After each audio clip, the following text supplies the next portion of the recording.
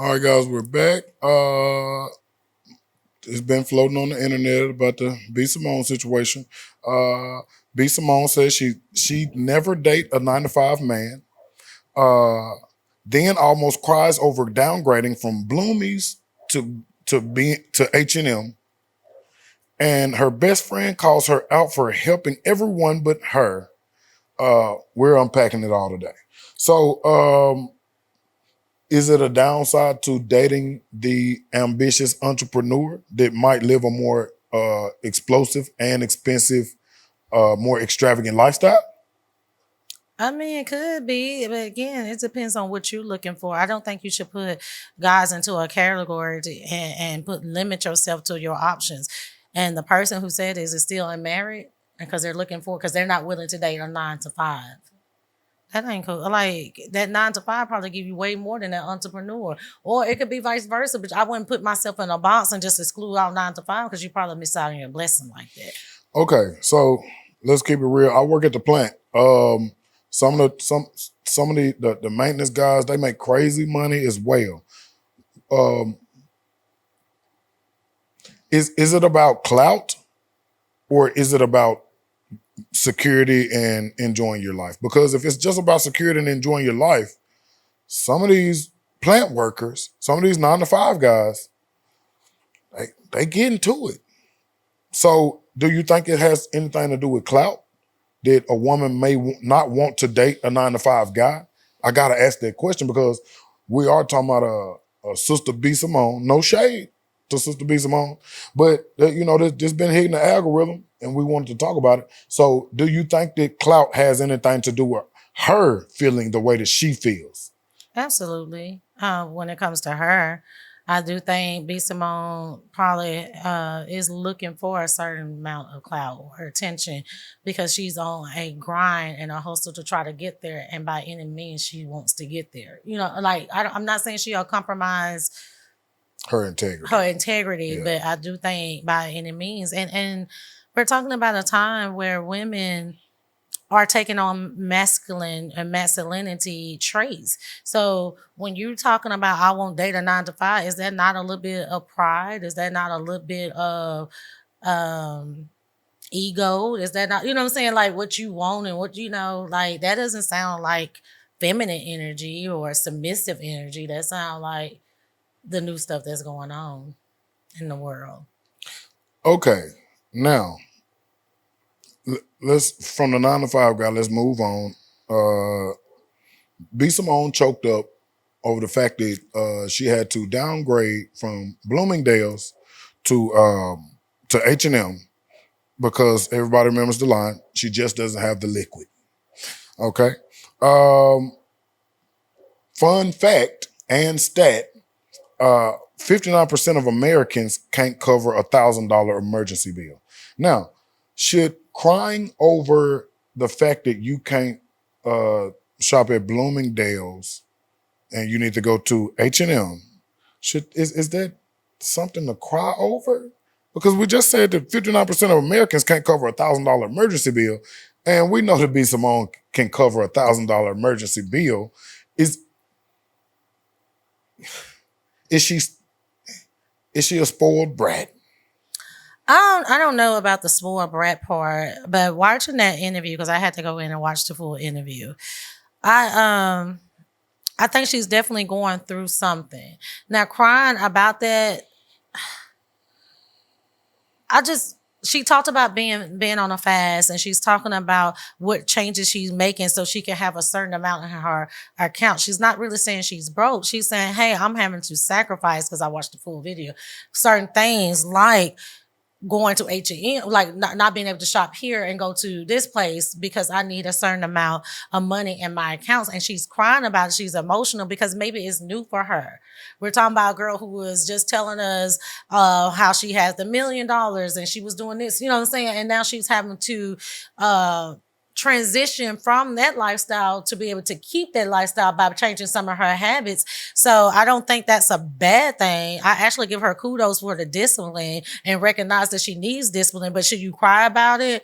I'm not. Who am I to say that you shouldn't cry about it? Yeah. But you should also. But I will say you should be able to recognize your blessings that you're able to still go and shop. You should recognize that you still have money in the account, even if it's not, you know what I'm saying? Recognize your own strength and stuff. And I think she just have a lot of things that she's needing to recognize, own up to, and change.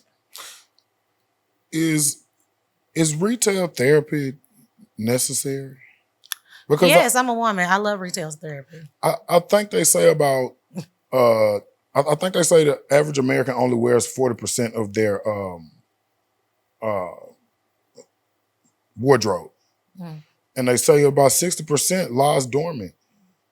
So you rinse and repeating anyway, and not when So do you just gotta is shopping something that you could take out of your budget if you were in financial straits, having financial hardship? Yes, that's something you can temporarily take out if you needed to. Yeah. Do you think that that's something that you would cry over if your card was maxed out, if and all you got is the bill money, you don't got as much liquid as you would like? Do you think that's something that you would seriously cry over? Not me, because I'm gonna count my blessing, be thankful for what I have, whether it's shopping at Bloomingdale's or shopping at Temu. I'm gonna be thankful that I'm able to do that. That's just me and the type of person that I am and what's inside of me. But she's going, from what I got, she's going through somewhere it appears from the conversation her and the young lady have. If I had to just kind of, from me on the outside looking, it appears that God is trying to remove some stuff and show her herself with that situation, from what I got from the interview, full interview. Okay. The other situation was the best friend situation. Values over clout, basically. Do you see about your friend first? If you can see that they're in a financial rut, do you help your friend or do you help somebody else for clout? Maybe you outside helping someone, being seen with that or this cloudy situation. I don't know. But why is there a reason to help another person before you help your friend? And if this is your friend, then I believe charity begins at home. Even though that's not your immediate family, if this is your friend, your close friend, your best friend, they saying, then I think that charity should be bestowed on the friends as well. What do you think? Charity can be bestowed on friends. But let me start off by saying you're not obligated to do nothing for nobody, friend, family, strange, nobody. You know what I'm saying? So with that being said, she's not obligated to help you because you're struggling. Maybe God allowed you to go through this because of whatever reason. Clearly, it was something going on. When it comes to that portion of that video and that interview with Simone and her friend, for one, I have different questions because it wasn't clear to me, like, did the friend let you know prior to this? Because she was talking about, when you watch the full video, Simone is saying, hey, before I was doing these type of things, looking out for other people and this and that, and it came back to basically bite me. Now I'm very skeptical. I mean, I'm paraphrasing, I'm not saying verbatim what she said, but she's basically saying, like, now I'm skeptical. I'm very weary because I helped all these people and it backfired and this and that. And so the best friend said, hey, how did you think I felt watching you help these people that end up doing you like this, when I was just going through this and that? So that's how the conversation went. And so it made me wonder, like, did she tell her friend prior to that? Or did she hold it in and she just not telling her? So that plays a part as far as just on the outside looking in. Like, if you didn't tell me, then you kind of, if you don't ask me, if you're too prideful to ask me for help, you can't expect me to give you help or assume that you need help. So that's one perspective that I look at it from that too. For two, if you out here giving out money and stuff and want to be seen because you're giving out this money, then where is your heart? Because if your heart is genuine in a given place, then God gonna put it on your heart to help somebody, especially those closer to you than a stranger. So that's a different perspective as well, because When it comes to me giving, it has to be a hard thing for me. Genuine. It's so genuine when I give anything, whether it's my time, whether it's my money, whether it's a prayer, whatever. It's so genuine. It's because it was on my heart to do so. If it's not on my heart, I'm not going to do it. I'm just not. Like, pray for me in that area. I'm not going to do that. So it made me wonder, like, where is her heart in that? Because as her friend was saying, and I think this is what everybody's talking about. As her friend has said, hey, me having to watch you give out to people who that done you like this and made you feel like this, but I was going through this and I was going through that. And she hollered, Jesus, like she didn't know. Like this, it was a time I feel like just on the outside looking in, like, friend, I'm sorry. I didn't know you were going through that. Or whatever. It's for her to take some accountability instead of hollering. So when she were hollering, like, it didn't even come off. Most people when you make the statement like, Jesus, I couldn't believe somebody went through that, or that is a stream. You usually have some type of compassion. I'm not saying that she wasn't compassionate, but it didn't come off as compassionate. It didn't come off like accountability. It came off as, are we having this interview just for you to be seen again, or just for clout for you? With the energy between those two young ladies, it seemed like her friend was very genuine, because she also talked about, recently I came to you and I told you about this opportunity that was great, and you was basically not happy for me. And B. Simone, yeah, I was convicted and I called you right back and stuff. So that's why I say it's something going on with B. Simone. So first, let's go ahead and address the calling on the name of the Lord. People do that, and that it's just a phrase they use. But for me, that's a power. Mm-hmm. And it's not just a statement. It's you know what I'm saying? It's the name of the Lord. You know what I'm saying? My God. And so and the second thing to tie into that is me and you pod. So we prep before we pod, right? We prepped before this podcast, right? Prepped. Hold on. So they definitely prepped. And so since they prepped, whether you prepped or not, it was all theatrics. It was all theater. You see? And so you calling on the name of the Lord for theater. Now, sometimes we get back here and you know what I'm saying? We'll pray before we apart and stuff. And we might call on Jesus' name or say Jesus or whatever. But for that situation, like you said, you're acting like you don't know what was going on or what I was going through over here. Maybe she didn't know. Maybe she just now hearing about it. Okay. She said, you seen what I was going through. Okay, so this ain't just a hearing about thing. You seen what I was going through, and so since you seen what I was going through, and you chose to help somebody else from Clout or for Clout or however you want to look at it, you know what I'm saying? And it might not have been that; it might have been genuine. I cannot, you know what I'm saying, circumcise the foreskin on a man and or a woman heart. You know what I'm saying? I'm not the Lord. I don't know if that was on her heart. You know what I'm saying? Genuinely. Okay, so I won't do that because I'm not the Lord. I can't judge nobody. But like you said, it seems like we would start with helping, providing charity to the ones closest to us first. They prepped before their podcast. They knew what they was going to talk about. And they best friends, and they trying to get to a bag. Just like we're trying to get to a bag. The reason we talking about this right now is because we're trying to get to a bag. Like, subscribe. Sorry to be, you know what I'm saying? To throw that shameless plug in there right now. But we're trying to get to a bag. They trying to get to a bag. Sister B Simone is trying to get to a bag, and she's on a run right now, and she's doing her thing. And I actually applaud it because it's all cap.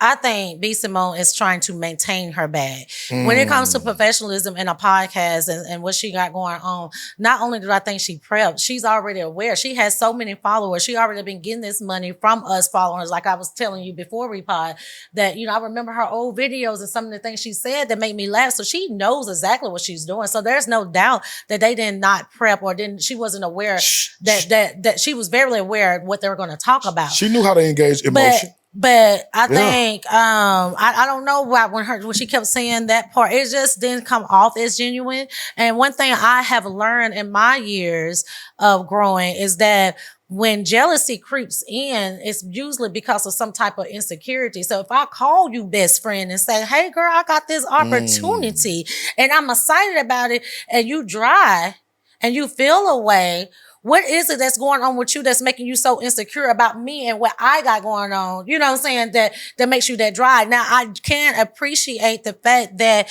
B. Simone said that, hey, I knew something went right, so I called you back. That's why I think God is working on her and she's going through some type of transition or some type of growth or something that's trying to get her there. But when you look at that overall podcast that they did of interview, and you see, it just seems like this young lady was more genuine and this girl was not. And then that's why it's becoming the energy that she gave off is coming back triple as a backlash towards her, because whether it's you need to learn how, I think she has I might be wrong, but I think B. Simone has a heart issue that she needs to work on, that only God can work out for her, because something went on that you was jealous or felt whatever that emotion was, because she never did put a name on it, with that friend. Something went on that you can be happy for her. Something went on that you couldn't be there for the people that love you, but you was there for all these other people.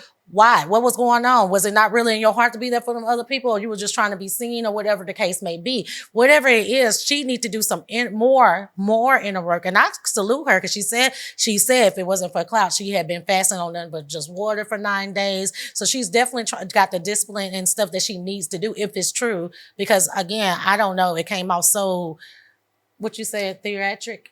Yeah. Theater. Yeah, so I don't know, but she definitely need to do some self-evaluation and some self-inventory to see what it is that you can't be genuine or give from the heart. Now, again, to ensure that we keep it all the way 100, B. Simone is a creator. She's very, very smart, a professional. She knows just how to trigger her audience. You know what I'm saying? She got us sitting here talking. We're doing a pod about it. Okay? So she's very, very smart, and I think she's chasing and getting a bag, or it might be leaning closer to what you said, trying to maintain her bag. Okay, the thing she said could be true. You know what I'm saying? But they prepped for the pod just like we did. You know, it wasn't that organic. And I think her tears were. Yeah, no, her tears were. She probably yeah. And I mean, Angela Bassett can cry on demand, and Denzel Washington. Now, B. Simone has been a creator for some time now, very popular lady in the community, you see.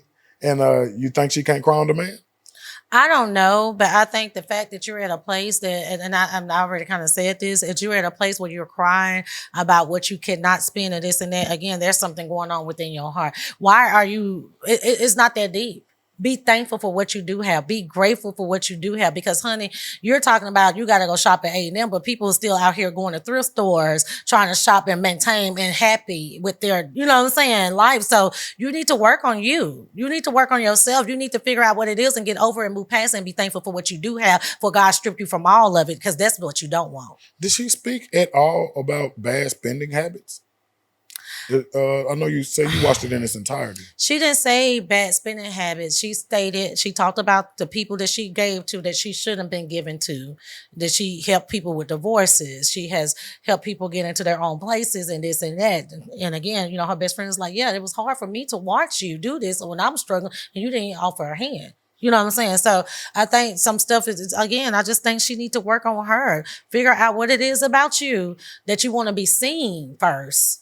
You want to be seen with everything else. But if it was really genuine, and I'm not trying to even come off as I'm judging her, but if it's really genuine and it's really from the heart, then when God touched your heart to help these other people that's closer to you, maybe it was a reason why those people turned when you helped them. And now this energy and all the stuff that you're putting out is coming back at this backlash. It's a reason. Everything happens for a reason. It could be a lesson. It could be a lesson. It could be a lesson before you grow, before she take off, whatever the case may be. Or, you know, whatever that is. I wish B. Simone the best. I want her to thrive. I want her to continue to do good. She talked about an app that she's been working on. You know, people go check out the interview and download the app she has and all that stuff. Like, I want her to thrive, but I definitely think she needs to work on herself and figure out, because she said it wasn't jealousy that she felt, but it was something around a borderline of jealousy and envy that you can't be happy for somebody. That's crazy. Shout out to B. Simone and her best friend. I think they had a wonderful podcast. They did crazy numbers. Beautiful women. And beautiful women. And whatever her objective was, I'm sure she nailed it Okay, if it was numbers, if it was watch time hours, whatever it was, she nailed it. Shout out B Simone. Well, we hope you get your bag up, and we'll be lifting you and your best friend up in prayer, and that's major. That's major.